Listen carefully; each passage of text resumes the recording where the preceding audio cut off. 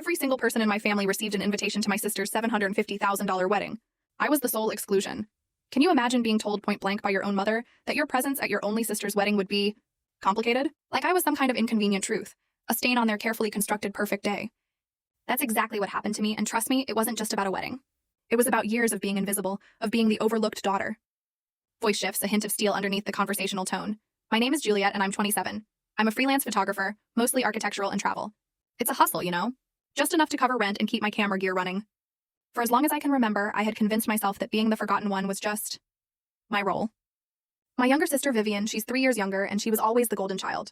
Prettier, charming, always more successful in my parents' eyes.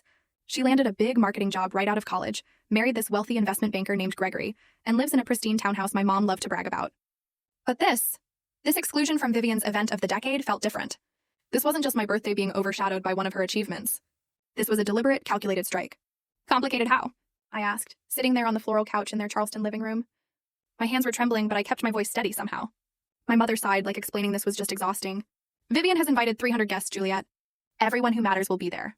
The venue alone is $75,000. She's wearing custom Vera Wang. There will be photographers from 2 bridal magazines. This isn't some backyard barbecue. This is a statement. And then she looked at me, her perfectly manicured hands folded in her lap, and said, "And you would ruin that statement. You know how you are." Pause, voice dropped slightly, emotion evident. That phrase, "you know how you are." It hit me harder than anything else. It meant you never quite fit. You're always in your jeans and that old camera bag. Vivian's friends are all polished, put-together people. You'd feel uncomfortable anyway. I wanted to scream. I wanted to point out that I owned nice dresses, that I could look presentable, that being a photographer didn't make me some social pariah. But deep down, I knew it wasn't about my wardrobe. It was about hierarchy. It was about keeping me firmly in my place. "Does Vivian know you're telling me this?" I asked, pushing through the lump in my throat. My mother's expression flickered just for a second. "We discussed it as a family.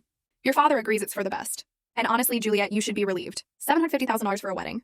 That's the kind of pressure you wouldn't want to be around anyway." Voice laced with disbelief, a dry laugh almost. $750,000? That number was obscene. More than I'd earned in the past 5 years combined. And they were spending it on a single day. A single event I wasn't allowed to full story video added in below.